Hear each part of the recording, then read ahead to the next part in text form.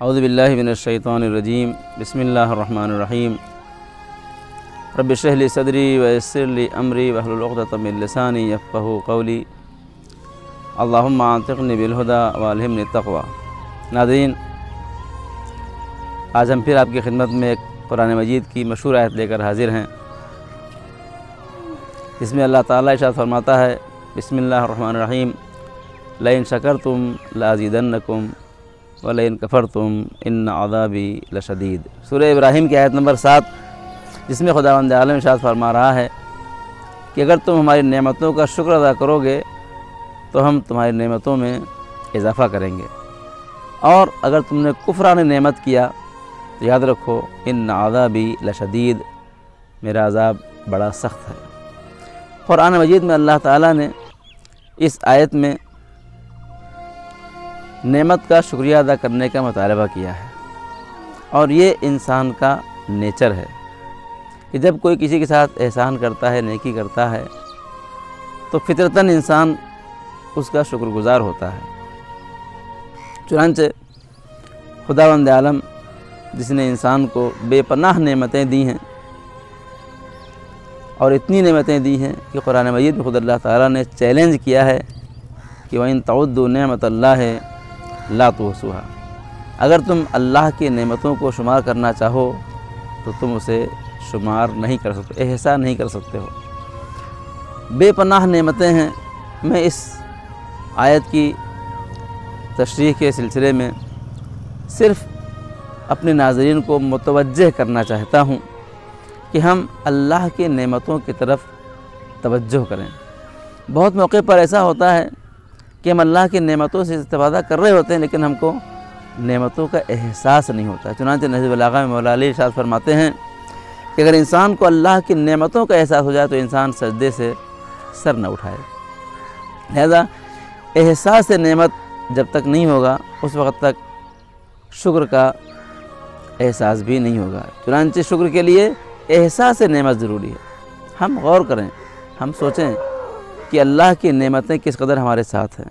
آج کل بڑے ہنگامے چل رہے ہیں اور ہمارے ہندوستان میں آکسیجن کی کمی ہو گئی ہے، اور ایک سلنڈر 20-20 ہزار کا مل رہا ہے۔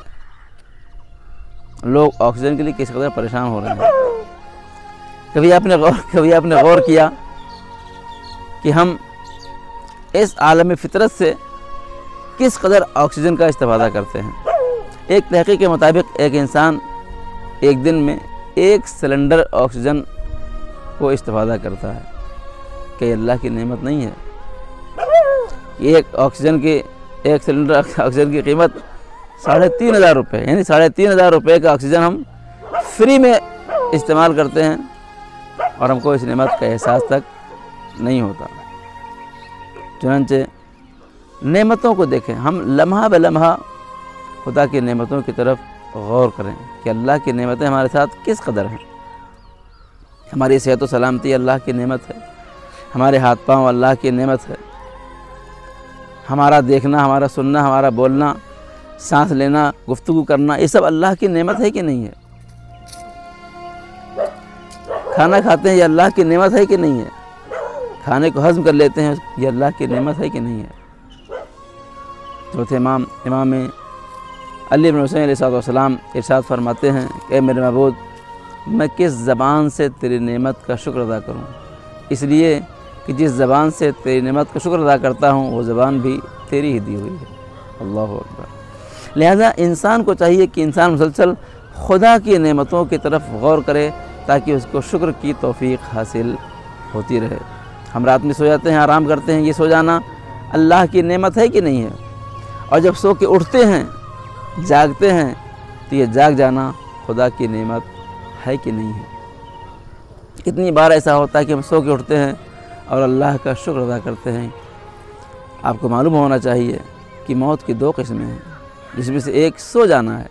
النوم موت الاصغر، سو جانا چھوٹی موت ہے۔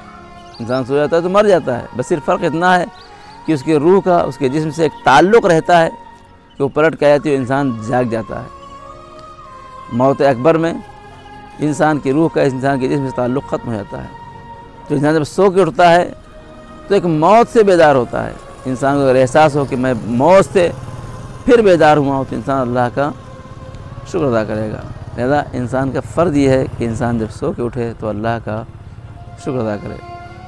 ہم نہاتے ہیں, کتنی مرتبہ ایسا ہوا کہ ہم نے نہانے کے بعد اللہ کا شکر ادا کیا ہو؟ یہ نہانا اللہ کا شکر ہے کہ نہیں ہے؟ ہمارے استاد بہت اچھی بات فرماتے تھے, کہتے تھے کہ اللہ نے ہم کو جو صفائی کی حص دی ہے, اس سے بڑا کوئی اللہ کا احسان نہیں ہو سکتا, اس سے بڑی کوئی نعمت نہیں ہو سکتی. اس لیے کہ اگر ہم اپنے درمیان سے اس صفائی کی حص کو مائنس کر دیں تو ہمارا عالم کیا ہوگا؟ ہمارے جسم سے کیسی بدبو آئے گی, ہمارے ہاتھ, ہمارے پیر, ہمارے ناخن, ہمارے بال سب کیسے ہو جائیں گے؟ خدا نے جو ہم کو حص دی ہے صفائی کی اور پاکیزگی کی, کتنی بڑی اللہ کی نعمت ہے. چنانچہ ہمیں ہر موقع پر اللہ کی نعمت کا شکر ادا کرنا چاہیے. لیکن ہم کھانا کھاتے ہیں, اللہ تعالیٰ عجیب ہے, قرآن مجید میں فرماتا ہے وَقَلِيلٌ مِّنْ عِبَادِيَ الشَّكُورُ, ہمارے شکور بندے بہت کم ہیں. یہ شکور بندے کون ہوتے ہیں؟ دیکھیں, دو لفظ, ایک لفظ ہے شاکر, ایک لفظ ہے شکور. یہ میری تحلیل ہے, ممکن ہے صحیح ہو. شاکر وہ ہے جو اللہ کی نعمتوں کا استفادہ کر کے اللہ کا شکر, کھانا کھا لیا, پیٹ بھر گیا, پانی پی لیا, ڈکار لی, اللہ تیرا شکر, یہ بندہ شکور ہے, یہ بندہ شاکر ہے. لیکن شکور بندہ کون سا ہے؟ شکور بندہ وہ ہے جو دسترخوان پہ نعمتیں لگی ہوئی ہیں, کھانے رکھے ہوئے ہیں, مختلف طرح کھانے رکھے ہوئے ہیں, ابھی کھانا شروع نہیں کیا ہے اور کھانے کو دیکھ کے اللہ کا شکر ادا کرتا ہے, میرا بہت تیرا لاکھ لاکھ شکر ہے کہ تو نے مجھے اتنی نعمتیں دے رکھی ہیں. نعمتوں سے استفادہ کرنے سے پہلے اللہ کا شکر ادا کرنے والا, نعمتوں کے بعد اللہ کا شکر ادا کرنے والا, نعمتوں کے چھین جانے کے بعد اللہ کا شکر ادا کرنے والا, نعمتوں کے مل جانے کے بعد اللہ کا شکر ادا کرنے والا, جو بندہ ہر موقع پر اللہ کا شکر ادا کرتا ہے اسے کہتے ہیں شکور بندہ. اہل بیت علیہ الصلوۃ والسلام ہمارے عبادی الشکور, وہ قلیل من عبادی الشکور, جو قلیل ہیں ان قلیل میں ہمارے اہل بیت ہیں کہ ہم اللہ کا شکر ادا نہیں کر سکتے ہیں. چوتھے امام کہ آپ دیکھیے ان کے پیشانی پر اعضائے سجدہ پہ گھٹے کے نشان پڑ گئے تھے. پانچ امام کی روایت ہے, امام فرماتے ہیں کہ میرے والد بزرگ کو کبھی ایسا نہیں ہوا کوئی نعمت ملی ہو اور آپ نے سجدہ شکر ادا نہ کیا ہو. اور پھر آپ فرماتے ہیں کبھی ایسا ہوا نہیں کوئی مصیبت ٹلی ہو اور آپ نے سجدہ شکر ادا نہ کیا ہو. انسان کو چاہیے کہ انسان لئن شکرتم لازیدنکم, تم نعمتوں پر شکریہ ادا کرتے جاؤ, ہم تمہاری نعمتوں میں اضافہ کرتے جائیں گے. آج ہماری مشکل یہ ہے کہ ہم شکر کرنا بھول گئے ہیں, اور شکر کرنے کے طریقے بہت سارے ہیں. ان میں سے ایک طریقہ شکر ادا کرنے کا یہ ہے کہ انسان اللہ کی عبادت کرے. یہ نماز اللہ کے شکر کے طریقوں میں سے ایک طریقہ. اظہار تشکر کیسا ہے؟ نماز کے ذریعے ہے. چنانچہ ان نمازوں میں ایک نماز شکرانہ بھی ہوتی ہے.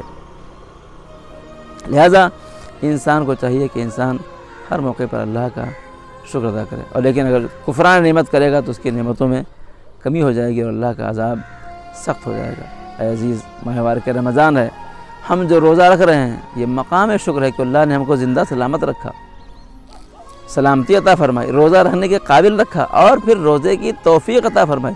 بہت سے لوگ ہیں زندہ ہیں, سلامت ہیں, وطن میں ہیں, کوئی مشکل بھی نہیں, پھر بھی ان کو اللہ روزے کی توفیق عطا نہیں فرماتا ہے. روزانہ جب افطار کریے کہیے اللہ تیرا شکر ہے کہ تو نے مجھے روزہ رکھنے کی توفیق عطا فرمائی اور آج میرا ایک روزہ مکمل ہوا.